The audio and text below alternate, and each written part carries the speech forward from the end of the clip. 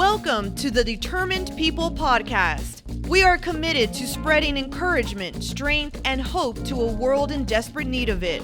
Everywhere you look in today's culture, you see stories of remarkable people experiencing remarkable success. Our show focuses on the backstories of everyday, relatable people who have achieved greatness in their lives. We focus on the story behind what we see in the world. Our hope is that you find yourself in these stories, that you say, if that person made it, so can I. And now, our host, John Harrell. Welcome to the show, everyone. I'm glad you're here. We are committed to spreading encouragement, strength, and hope to a world that's in desperate need of it. Someone who has been given the diagnosis of cancer knows what hopelessness may feel like. Our guest today had her last treatment for breast cancer on December 11th of 2021. Today, Wanda Huff is here to tell us her entire story of the diagnosis, treatment, and then what life is like after cancer. And if we have a few moments, we'll even talk about her dogs. So welcome to the show, Wanda. Thank you for being here. Thank you, John, for having me. I appreciate it. Of course. So April 11th, 2019 was the day that you got the diagnosis. Mm-hmm. If you would, share with our audience about what that was. Had you gone in for just a regular physical or something? Did you suspect something? Yeah, I went in because I was concerned I was having heart problems. And heart problems run in my family. I had awoken during the night. One night, kind of leaned over and my chest was hurting a little bit, and I ignored it for about 3 weeks. Mm-hmm. During that time, a friend passed away from a heart attack, a woman. And I had this feeling again. And so I drove to work the next day, and I called the ask a nurse, and I said, this is what's going on. I have pain in my back and shoulders, and I have a family history. And they said, you really need to hang up and call 911. I said, no, I don't want to do that. And they said, you need to go to the hospital. And I argued with them. So I drove myself to the hospital, and we have a family history of aortic dissections. Mm-hmm. So they did an X-ray or CT of my aorta. And I knew whenever I left the X-ray room, something was wrong. You can always tell when something's wrong because the demeanor of that healthcare professional changes when they're taking you back to your room. You know, it just changed. I can't say anything else. And the physician came in and he said, your aorta looks fine, but there's a mass over here in your breast, and we need to have that looked at. So you didn't suspect that? No. No one in my family had ever had any kind of breast cancer, any kind of cancer. Mm-hmm. I thought it was heart or stroke because that's rampant in my family. Yeah. In fact, my mom goes, well, you just have to be an overachiever, Wanda. Go in for heart and you come out with breast cancer. I mean, yeah, Mom, I know.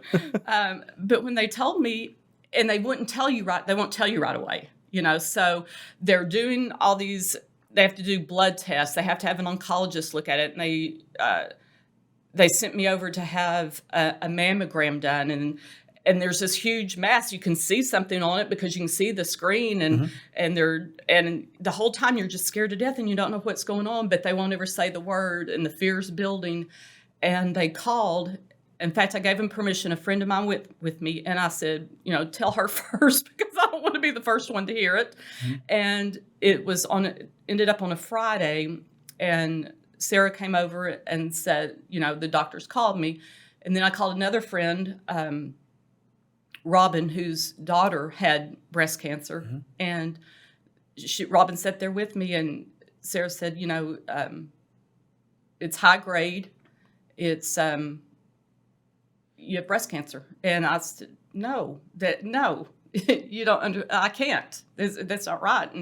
And she tried to tell me what she could, and then I had to wait the entire weekend. This is Robin telling you what she... No, this is Sarah telling me what the doctor told her. Robin's just sitting there holding me, because I'm just going, no. And she's going, Wanda, you don't have all the information. Now, Robin and Larry's daughter passed away. Yeah. Was she alive at that time? She was alive at that time. Okay, so you'd seen what she was going through. Yeah, and Robin, for her to come over and walk with me through that, she knew what that fear was like. She was living with it. In fact, her daughter was in remission and had been diagnosed, had been told that it had recurred just slightly, not long before that. In fact, when I was going through breast cancer, there were times when I would kind of come to awake in my bed, and there would be little AJ, that was her daughter, and Robin's standing over my bed helping me with stuff, Yeah. and my dog would be trying to protect me, and Robin's going, "Don't make me have to throw you across the room to my dog." And so it takes a village truly to get through something like that. And one thing is, you do find out who will stick with you in the trenches when you're thrown into that hole, right? You do. Robin just, she's always been a take action person. She just grabbed me up and said, "We're going here. You need to, this was after I had the first visit with the oncologist. She said, "We'll take you to Women Rock," which is a not-for-profit organization in Sherman that provides no or low-cost mammograms for women. They do a lot of education. I didn't find out how serious mine was. It was April, right? It was June 11th before I had my first treatment. So Why so long? because they have to. I'm special, not special. we know that. I know, right? But they did what they call a needle-guided biopsy at the Texoma Women's Health Clinic, Breast Center. And they go in and they take cells out from the tumor and fluids around it because they have to determine there are at least 25 different kinds of breast cancer and even more subtypes. So when someone says, "Oh, they have breast cancer," I know someone who had breast cancer, you don't know what kind they had, and you don't know their own personal medical history. There's just so many different kinds. So they're taking slices of the tumor, and the doctor and his assistant, they're talking. He said, "I think that's it." And they're looking at the little tubes. I said, "Take all you want. We want to be sure. Get more if you need it." Sure. And so they take the specimens, and then they send it to a lab to have it analyzed to determine what kind, so that they know how to treat it and what grade it's going to be. It's not till later that you find out the stage.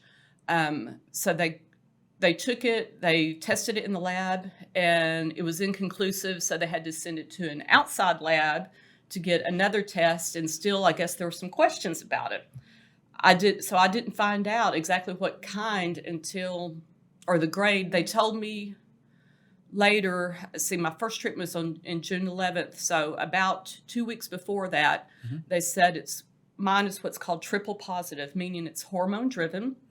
It's positive for estrogen and progesterone. And I didn't take hormones through menopause. People go, "Oh, well, it's a natural hormone." Well, my own hormones were natural too, and it's still, hormone-driven cancer.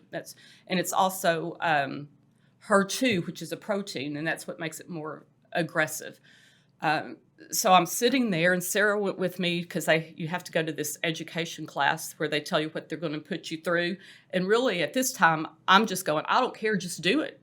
Just put me through what you got to do. I want to live." Sure. Sure. But I'm sitting there looking at it, and I read, and it said stage 3. And I looked up, and all these people are looking at me, and I said, and they said, "Yeah, we didn't know whether or not to tell you now or if we should wait, but we wanted to get you started." So that's how I found out. And they said, well, they went through the protocol of what to expect. And they said, this is kind of in general. You'll know that we're talking specifically to you if I glance your way or look at you. I said, "You're going to have to do more than that with me. You need to say, 'Wanda, this means you.'" Sure. So, your mind must have been racing. it was. I didn't know. And I called. We had, at the time where I was working, we had an advocate through our health insurance. And I called them. And I said, "But you don't understand. I'm not supposed to have breast cancer." And they said, "Wanda, nobody's supposed to." I said, "But I'm really not supposed to." It's still, and it was 3 or 4 weeks. It was when I was first diagnosed in April. It was 3 or 4 weeks before I told my family. Really? One is I had to kind of come to terms with it, and I didn't know how to tell them. Because I knew how frightening it would be for them. Sure. You and your mom are close, and your sister too. Yeah. What was the impact on them? My mom, you're not going to understand. You'd have to know my mom, right, to know this. She goes, her first words were, "Oh no, I don't want to outlive any of my kids." I said, "Well, Mama, I don't want you to either, and I'm planning on living longer than you." But it was just that fear. When people hear cancer, especially people of her generation, she's in her 80s, they associate it with death. I mean, That's because that's what it was. Sure. My sister started crying, and it was very, very hard on both of them. My mom would come to try to help me. And when my mom would come help me, I'd also bring my cousin in to help my mom because my mom just was, and my sister, she was just, she went to the first appointment with me, my first chemo appointment and a first doctor appointment before that. And it terrified her so much because you want someone who can kind of help you remember things because your mind is swarming. You don't remember all the questions. And they say to write stuff down. Well, I couldn't remember to write things down. Fortunately, I had a good advocate at the insurance company through my employer that would tell me what questions to ask. But I'd walk out and my sister and I, neither one could remember. So then my friend Elaine Wilson, she was consistent with all my appointments. That way I had the same person hearing everything all the way through. In fact, the one or two times that she might be late or not go, they go, "Where's your bodyguard?" But it was, it's something I would never wish on anyone. Sure. I mean, nothing can prepare you for that because, No. you're not given a manual when you're No. born and somebody says, okay, you get breast cancer, so now you go down this planogram. No time in your life are you ever given that. At no time. Think about, because that's something that always happens to someone else. Yeah. It never happens to you. And it does. Unfortunately, it happens. It's happening more and more too often, and to younger women. And that's the sad part. AJ, as we spoke, Robin and Larry's daughter was in her 20s. And women aren't getting mammograms at that age. She was in her 30s when she died and left a child behind. Yeah. Yeah. And, with regard to what your mom said, I mean, you can't fault her because, if you're a kid and you lose your parents, you're an orphan. And if you're a wife and you lose your husband, you're a happy widow, maybe. Right. But if you're a parent, you lose your child. There's no word in any language to describe a parent who loses a child. And I think that's because it's too painful to fully describe. Right? Yeah. And she couldn't. She had faced, my family had faced nearly losing myself and brother and sister when we were very young through a car accident. And where our natural parents died. And my mom is my birth mother's sister. So she had faced nearly losing us before. And to hear that again, that's not something she wanted to hear. And it was, but she showed up with me and we both put in our little pink stuff in our little hats and she would go up to the little cancer center with me, and she sat there as long as she could. But when my protocol was a very long one, as many are, and I was there, about 6 or 7 hours through treatment. So. Walk us through the whole process from when you got your first treatment to the surgeries and then immunotherapy, chemotherapy, radio. I mean, you had it all. Yeah, I did. Had it all. Walk us through. The show is yours. Just tell the story. Okay. Well, when they diagnosed me, they originally thought that it was stage 3. Like I said, it's triple positive breast cancer. When you say triple positive, people who are familiar with breast cancer go, and then they go, well, at least it's not triple negative. That doesn't make me feel any better. But they don't know. But they first believed that it was stage 3 breast cancer. So my doctors said, and the oncologist team at Texas Oncology were great, and they work as a team. You do have a primary oncologist. But they said, we're going to throw everything we have because of the type that you have. It can be very aggressive. So it was a protocol of, it took about 7 hours. First, I had to go have a port put in so that they were going to try to do one. Before that even started, I had, for a day or two, 1 to 2 days every week, I was going to have something x-rayed. I swear I could have glow in the dark because I was having something x-rayed or scanned or something pumped through me because they had to do it with, contrast and without. Thank you. Yeah. So they wanted to try to start the procedure earlier, but my veins just wouldn't hold up even at the beginning. So we got the port put in, and it was a 7-hour treatment. So they were giving me 2 types of chemo. They were also giving me 2 immunotherapies. One is Herceptin, which is very common. It's been used for quite some time for my particular type of breast cancer. Another one was Perjeta, which at that time in 2019 was about a year old. And it was found to be very successful. So they were giving me all 4 of those, and then they're giving you stuff, to help you not be so sick, which is funny because you're very sick. What were the side effects? Well, they're different. Again, it's different for everyone. They a lot of people say you'll throw it about 3 days is whenever it hits, 3 days after your first treatment. And it was scheduled. I had treatment every 21 days, and I would go home and after that first treatment, I didn't feel good. By the third day, it hit me. For many people, and they pump you full of steroids to help with the inflammation.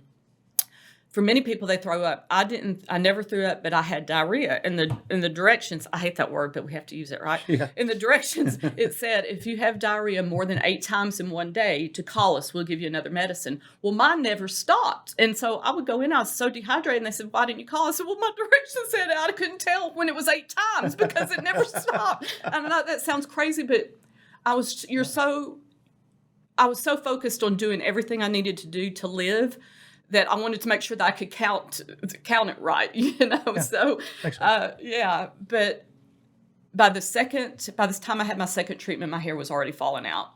And you read all these things and they say, well, you can sleep with a shower cap on. That way it's not quite as disturbing whenever you wake up and see all the hair. Someone else said, well, when it starts falling out, you can go ahead and shave your head. I thought, that's what I'm doing. I'm going to control this son of a bitch one way or another. I'm getting some control over this, right? If it means shaving my own head instead of waiting for cancer to get it, that's what I'm going to do.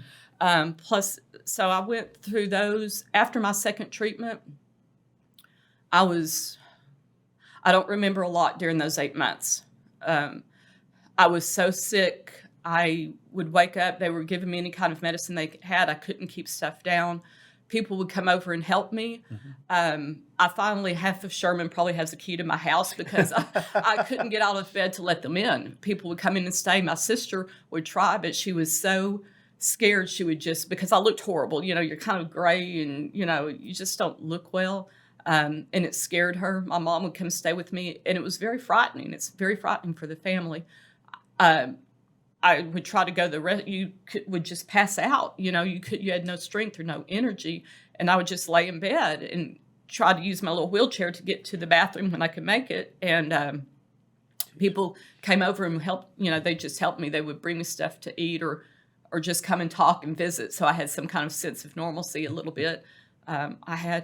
I don't think we can get arrested for this. I had a cousin in Arizona who had breast cancer, and she still had her marijuana card. So she would mail me. My family became drug mules. So don't give their names out, okay? So my cousin would have her other little cousin go to the post office and pick it up because nothing else was working. And Texas, they don't have medical marijuana at that stage. And that's the only thing that I could get some relief and be able to not be sick and sleep.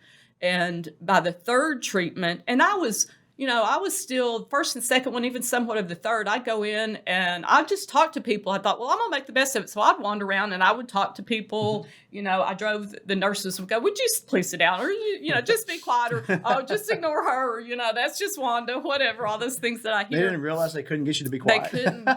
Well, because the thing unplugs. You can roll it around. You can roll around the chemo thing. You take it with you, So I was hell on wheels, literally. It was fun. Until about after that third one, and I came in, I couldn't move, and they knew something was wrong. Yeah. And my oncologist, he said, we can back off of this because we're giving you a lot. I said, as long as I can come in here, you keep hitting me with everything you've got. And it was the Perjeta that was making me so terribly sick. That was one of the immunotherapies, but that targets it specifically. So I went through that. That ended like in October of 2019, my last treatment of that.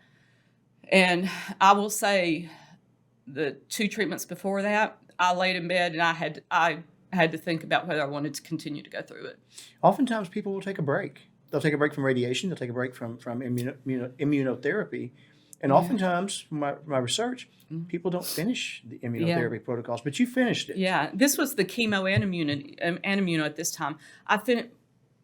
That was my only chance to live. Literally, I wanted to live so badly. You see some people that, they have all these things. They have ice packs that you can put on your head to keep your hair from falling out. You can put your hands in ice so your fingernails won't fall out, because that does for some people. It didn't for me.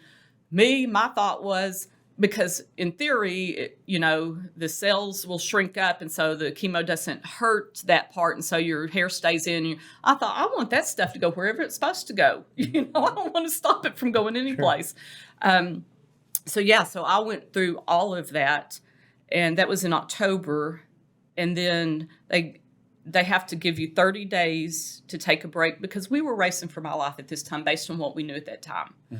And December, we went in because the whole point of this, they thought, I forgot this part. See, they thought at that time, they thought my tumor was over 7 centimeters. That's, a good size, but I couldn't feel it because of where it was located. Okay. So they had to try to shrink it up so they could even operate. That's why we were doing all this beforehand. So we went in and I made the decision to have a double mastectomy.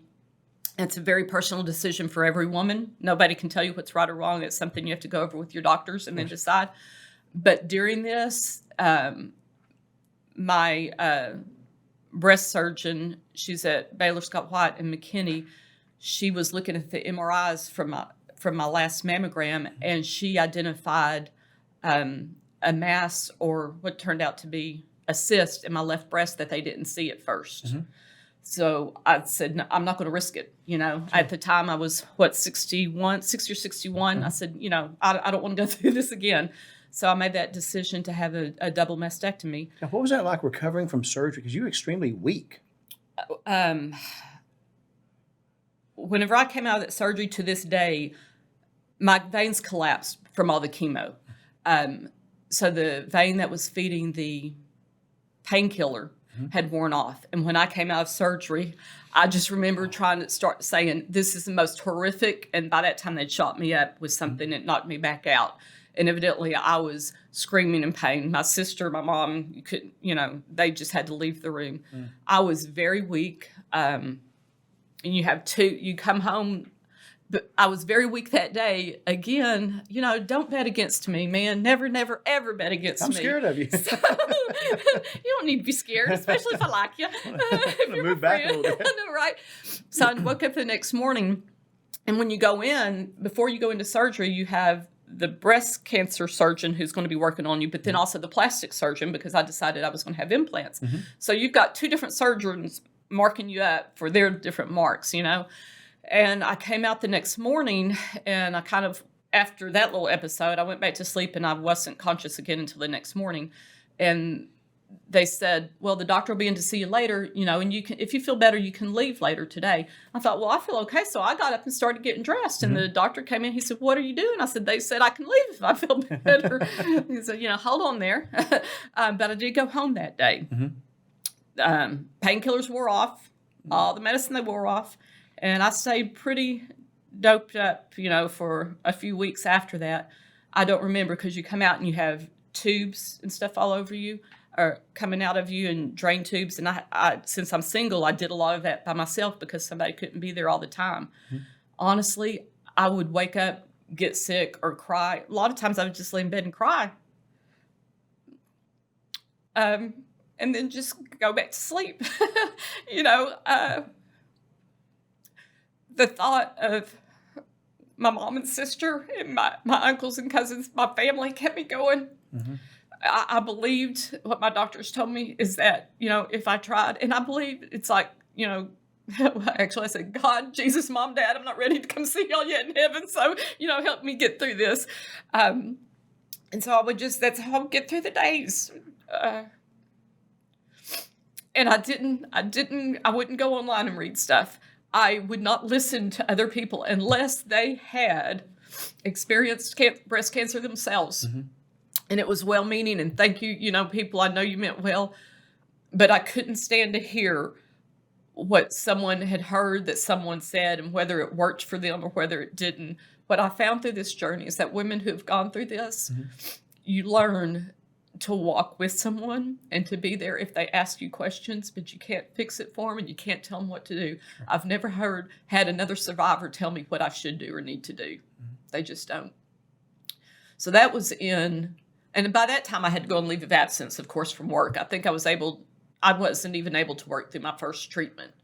So I was on leave of absence, disability leave at that time. I tried to, and then, so that takes us to the end of 2019, 2020, January, they had my radiation scheduled. I had to go through 28 treatments. So that's every day, except for the weekends. So again, I thought, well, I'll just go to radiation and go to work afterwards. I'm so silly. I would go early in the morning, and you get to know these people. You get to know the women and their families in radiation and in the chemo room. On your Facebook page, as I was going back, was searching for this, and the way that you journaled it through your entire ordeal, hell. Yeah. You talk about somebody you met at Yeah. treatment, and you tell a little bit about their story and Right. the impact you had on them, the impact they had on you. I thought that was really cool. Well, because you know what it's like. It's alike but different. We are, we're all in the same storm. We're in different boats, but we're all in the same storm, and you get to know them and you get to see them and you love seeing them ring that bell. And some people, unfortunately, don't get to. But in fact, I'm still friends with one young lady today, and she's struggling through it. And I've met a lot of wonderful people through that. Not all of it's breast cancer because they treat other cancers there. Sure. But I had radiation was horrible, and and parts of it were worse than chemo in a way. I had to take a break because my skin was so badly burned that my breast was swollen because you have the implants in, and my breast was swollen to nearly 3 times its size. And I just got off the table. I said, I've had it. I'm through with it. I'm leaving. And they wouldn't give me my clothes. I said, well, then I'll walk out like this. And you would. You would. At that time, the radiation oncologist, he said, just talk to me. I said, no, I don't want to talk to you. He said, we can take a break, to your point. And I didn't know that was an option. And I think that's one thing to remember. You don't have to be as hard-headed and stubborn. You can still be desperate and be challenged and want to live, but let your doctors know what you're going through, how much pain you're in. You don't have to do it all at once. You can take a break. You don't have to do it all by yourself. You got to talk to them and tell them, yes. I thought I had to be stoic and just keep going, and evidently I didn't know I was being that stoic, and the surgeon said, I didn't know you were that scared until you asked me when you were coming out of anesthesia if I was an angel. And I said, honey, I've been called a lot of things in my life, but an angel isn't one of them. So we took a break for a week, and then I went back and finished that last week. And then I ended up in the hospital with sepsis. Oh, wow. I just wasn't getting better, and I didn't know what was wrong. And then yet another friend came over and said, Wanda, this is not right. Because I asked the doctor, I said, because you don't know. They said, if it gets worse. I said, well, what does worse look like? How much worse can it get, right? Yes. Well, it can get to the point where pus is just coming out of your skin and there's no incisions there, Yeah. So I ended up in the hospital for a week. They told me if it had been another day, I wouldn't be there to have that discussion. So, Trust my the timing. friends, it's the timing. Listen to yourself. Listen to yourself. It doesn't matter. I don't care if they're doctors. Listen to yourself too. Sure. So that because of that, with the sepsis, then they had to go in and do another surgery and actually take out what they'd done and clean out. It was a mess. And so we had to change courses of the type of implants they were going to do. This meant 5 more surgeries for me that year. And one was where they had to actually go in and take muscle out of my back and pull it around to the front so it makes a shelf for the implant to sit on, and then take skin off. And so you get your little, I've got $1 million tatas, basically, okay, if you want to know. We're not going to show them. So. Okay, no. But I've seen the bills. It's just. But just doing that, describing that as incredible what medical science can do. It is. And that's what is it is.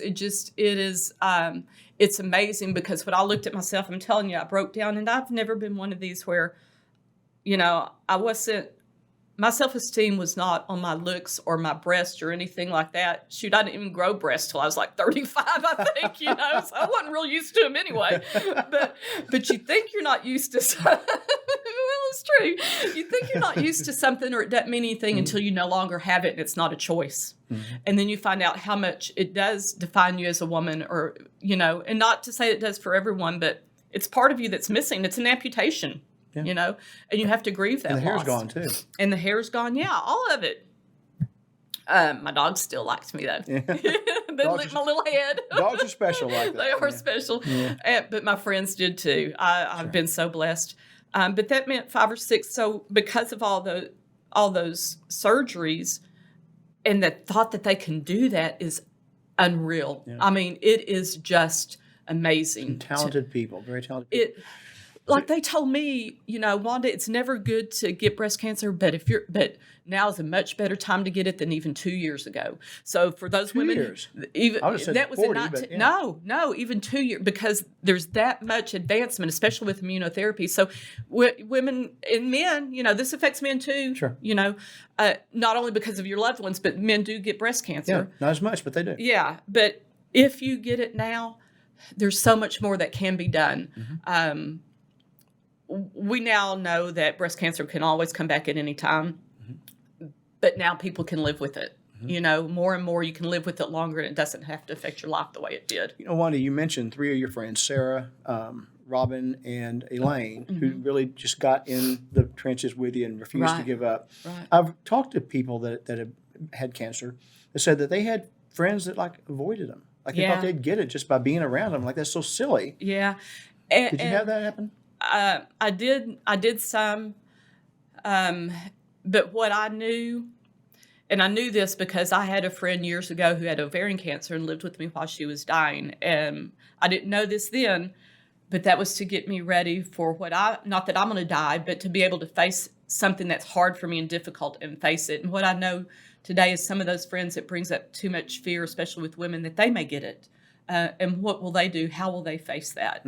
Sometimes, because even though it's come so far, especially when we hear breast cancer, it's frightening. We hear so much about women who die from breast cancer, and we don't hear enough about the women who don't die. Sure. Those of us who go on to have a rich, full life. Sure. We don't hear about, one of the things that women, I would encourage you to talk to your doctors about is, how you're feeling emotionally. How's this going to affect your sex life? How you're just going to feel about how you feel about yourself? There's life after breast cancer. It doesn't have to define you. No, not at all. And what you say is so true. Your self-image can't be tied up in exterior things because those are going to change, right? Right. But, we're recording this on August the 12th, 2022, and we just lost Olivia Newton-John. Right. And I think when something like that happens, first of all, I think it makes women question, should I start getting regular mammograms again? And Absolutely. They should. It is the best preventative, is to catch it. But the second thing is when you hear of someone dying from breast cancer, what goes through your mind? I don't even have to. You always, once you're diagnosed with it, I think it's always kind of back there, and you wonder. And I've heard from other women that have gone through this, is it lessens some over time. But if I'm still fairly new coming out of this, it's like something doesn't feel right, or I don't feel like, is it coming back? Is it recurring? Especially with AJ, with Robin's daughter, she was just at that 5-year mark, Oh, gosh. Yeah. And there's some kind of relief that even though it may not always be true, and AJ and I had the same kind of breast cancer, so, but she had it when you have, your age has a lot to do with it because your body is, the cells are dividing faster and stuff like that. But yeah, you always wonder, and that you're also grateful. You're also very thankful and grateful that you're still alive. And then there are those who lose loved ones to breast cancer, and I wonder sometimes, am I a memory, or make them think, not that they don't want me to have a nice life, but does it make them wonder, how come my wife or daughter or mother didn't live and she does? I mean, you just have so much empathy for anyone who's going through it. You just don't want them to go through it. I was fortunate when they went in and did the double mastectomy. This was the first time they were able to see the tumor bed, and it was not nearly as large as they thought. That wasn't all cancer. They downgraded it to stage 1 because what they found is a lot of it were benign tumors. There was cancer there, but it was benign tumors also, and calcium clusters. Okay. And so that was messing up. That's why they couldn't get a good read. So you never know until you get all the data. Sure. And even after you get all the data, you just never know. And I would say you're smart to not go online and read stuff because, you can get the sniffles and go on WebMD, and it makes you sound like you're terminal, right? Oh, I know, right? Don't do that. I know. Don't do that. No, if I go on WebMD, then, I've got hoof and mouth and my dogs have something human, you just, and because you don't know how all the things interact with each other, Yes. You just don't. But so we had what they call adjunctive therapy, the immunotherapy. We couldn't go forward with the Perjeta. Many people, I had to have immunotherapy for 18 months after that. That was Herceptin? That was Herceptin. We couldn't continue with the Perjeta because it was just destroying my body too much. But what I will say is the Perjeta, after my first treatment, they could no longer feel the tumor anymore. Wow. Yeah, or maybe it was my second one. First or second, it doesn't matter. That quick, I think it was the second one. They did, just a physical exam. They could no longer feel it. By the end of my treatments, they could no longer even see it because it is just that powerful because it goes directly to that specific type of cancer. Yeah. Those are incredible therapies that we have that we didn't have even 5 years ago. Right. So you cannot go a day without seeing pictures of your dogs on Facebook. Okay. I love them. So, but this is a serious question. How much comfort did having your dogs with you give you? Oh, my word. Well, you know what? Gypsy, my dog that you said is Bernie at David, Weekend at Bernie's Yes. dog, she actually smelled my breast cancer before it was diagnosed. I've heard about that. And whenever it was gone, she stopped. Now, I still get nervous sometimes if she starts sniffing my breast and then I look down, it's like, oh, I've dropped food on me, It's like, okay, that's cool. Just go ahead, Gypsy. That gave me so much comfort because it's hugs. We know, science has shown, right, how much a hug from a person, human touch means. You can't have that Depends all on the the time. person sometimes, right? And the touch, right? And the touch, yeah. Okay, yeah. right? But you're right. Yes. Yeah, but it means, and that was that unconditional love. And you probably don't have that picture, but I have one where I was curled up in bed and you could just see me as a ball in my bald head. And those two dogs stayed beside me the entire time. And one of my other friends, I can't go without mentioning him, Richard Saffa. Richard would come over and he stayed in the guest bedroom. Jan, his girlfriend, he stayed in the guest bedroom and would help me because he had lost a wife, Sheila Madden, that we all went to school with. He lost his first wife to breast cancer and his second wife to lung cancer. Oh, gosh. So he came. And he has a girlfriend. I know, right? Jan's in great health. We love Jan. We're rooting for Jan, right? Jan Talley. Okay. Anyway, so he would come over and stay with me and cook and, not that I could eat anything, but I'd say, oh, that's nice, and throw it away. I wouldn't tell him. Anyway, but He'll know now. I know, right? But they gave me that constant to have something loving and to be able to touch and to feel. And oddly enough, they also gave me some purpose. I don't have children. I have old what's his name from years ago, and I wasn't going to make him happy enough by dying. I wasn't going to do that. Never heard anything from him. So anyway. Yeah. You couldn't expect to. Yeah, exactly. God bless me by getting him out of my life before I had to face this. But they gave me I had someone there. I had life with me. I had, something to look forward to and actually something to keep me going because I had to be responsible for them.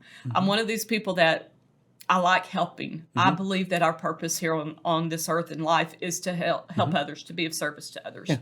And sometimes that might be in the form of a dog. But I needed a reason to keep going. Yes, living should be enough, but you feel so bad at that time that's really, you're questioning whether you want to at times. But I made Goldie a promise. She's the first one I adopted, that because she'd been given up for adoption 4 or 5 times, I said, I'll be the one that never leaves you, Goldie. And so I was determined to keep my promise to her. Odd as it is, but no, it's not odd at all. Yeah, purpose will keep you going when you have no other reason to go. Yeah, and so not that my family wasn't purpose, but that was everyday reminders, and I come in feeling like heck, and they're always glad to see you. They're always glad to see you. We've all gained weight though. Me through the steroids, and Gypsy because she'd want to do something, and I'd just throw a treat at her because I was too weak. But my life is picking up and it's going on, and I just feel like the most fortunate person in the world. And when you asked me to do this, I said, but I haven't done anything great, John. You interview these people and they've gone on and they've started all these organizations and they're, changing the world in all these great, fantastic ways. But my gift that God gives me is my mouth. And some people say, yeah, we know. You kept on giving some. I mean, that in a gentle way. Giving, yeah. But what I learned through this, and this is why I shared on Facebook so much as you've seen, one, it was very cathartic for me. I could get those feelings out.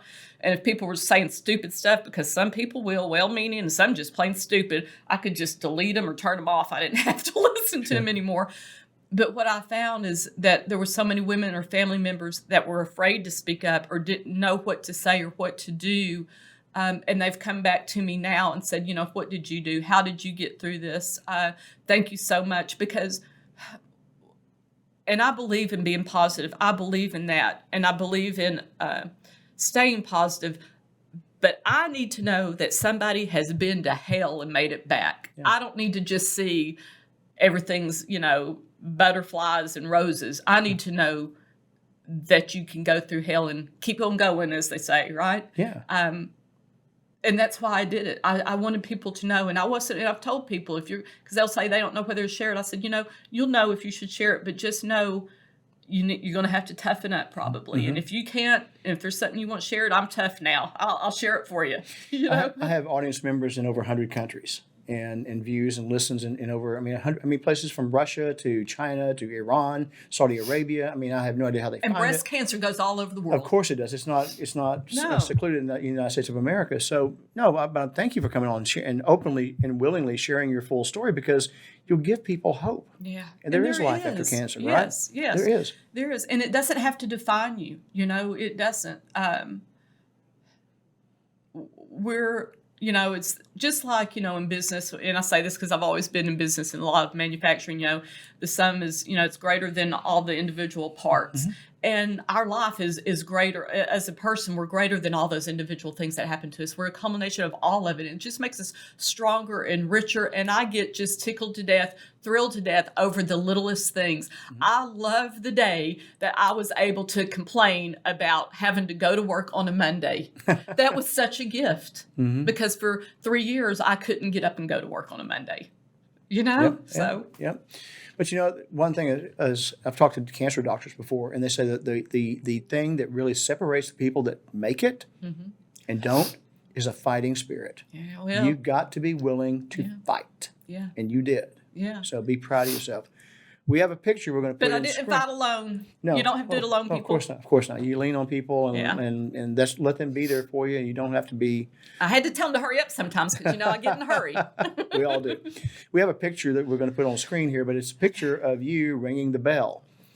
Oh. Tell us about that day. How did you feel at that moment? I couldn't believe it. It was, and those nurses were there with me from the very beginning. You get to know them so well, too. And I started crying for the first time. I did not cry through this, except for when I was home alone, I didn't cry, but there I just had tears of joy, and I couldn't believe it. It was like, hell yeah, fuck you, cancer, Yeah. My mom's going to see this. Sorry, Mama. John made me do it. But anyway, she's seen my horns, I'm sure. I was so grateful and so thankful. And I didn't think this day would ever come, In many ways, it seemed like it always seemed like it had been going on for a very long time. So what you're describing seemed like it went longer than 2 years and 8 months, which is a long time. Yeah, it did. It's and now I go back every 6 months for them to do blood work and checkup, and to get something they give me to make my bones stronger and help prevent it from that. But 2 years and 8 months, that was just treatments. 2 years and 8 months. It started that. It's not counting the several months before that with all the tests that you have to go through. You can't keep up with all the doctor's appointments and all the tests and everybody. I was at work one day, another friend of mine he was going through a different type of cancer, and I said something about making a copy, and they said, you could run it over you. You'd probably make a copy. You glow in the dark these days. But it's, that was the most exhilarating feeling of accomplishment in the entire world. And I had that little bell because Texas Oncology, and I'm going to call them out on this, okay? They're older. They've moved to a brand new building, and I don't know. They say it's because they rent the building, but they don't want to mess it up because they had a bell on the wall and people would ring it. And someone said, "Oh well, the people at the top decided not to put a bell up because they didn't want to make other people feel bad if they didn't get to ring the bell." And I said, anyone I've talked to, I said, none of us would ever want someone to not be able to celebrate finishing those treatments. I don't believe it. I think they just didn't want to get paid, have to pay for putting something on the wall. So I took a bell up there and said, here, we're going to have a bell to ring. And they told So that me, was your bell. that was my bell. Okay. I took it because they got rid of their bell. I took my own bell. But they've kept it and they ring it. I was talking to the nurse I was in recently because I had to have my port flushed. And she said, I'm so glad you left that because women, they come up here and look for the bell. They had a gong. I said, it's not the same thing. The tradition is the bell. We're going to stick with tradition on this. Well, and the fact that women are up there ringing that bell needs to teach them something. Absolutely. Whoever made the decision to not install the bell. You need that goal. You need that success and that accomplishment, and it's encouraging for those other people. I watched those women for 2 years and 8 months. I watched women ring that. By dang it, I wanted my turn. Yeah. Don't take it away. Yeah. That's good you took your own. I love that. I absolutely love that. Knowing you does not surprise me, okay? It does not surprise me. I know. Listening on this, when I saw something that you had written on your Facebook page, and it touched me so deeply, I wrote it down. And you wrote that hope shows up when you need it most. And I will say today, you've given countless women that you'll never meet, never know, and I certainly won't, you've given them hope. So thank you for openly and willingly share your story, your battle. It's not a story, it's a battle. It is. It was a shitstorm of a battle, but you got through it. Yeah, and if I did, you can too. Other people can. Please hold out hope, please. And that's one of the reasons that we do the podcast. Saying we hope that somebody hears these stories and says, if that person made it, I can too. Yeah. Because we need those stories to hold on to. The only person that can truly empathize with you is someone who's experienced cancer. Because empathy is shared experience, right? Right. So thank you. You're welcome. Thank you so much. Appreciate it. And that's our show for today, folks. And to the women out there, I would encourage you, please get regular mammograms. Yeah. I know I hear that they're painful. Being a man, I've never had one, obviously, but I hear they're painful. But the best way to get an early diagnosis, which is the key to getting a successful treatment, is to do the preventative care once a year, please. And go. You can also go to the Komen Foundation, Yes. Komen.org, and we'll put the link on the screen so you can see it and get tons of information about breast cancer. It's a great resource, and all of it's free on there to go read. So thank you again to Wanda. I will be back tomorrow on the audio podcast with another 30-second message of inspiration, offering encouragement, strength, and hope to the world that's in desperate need of it. And until then, everyone, be well.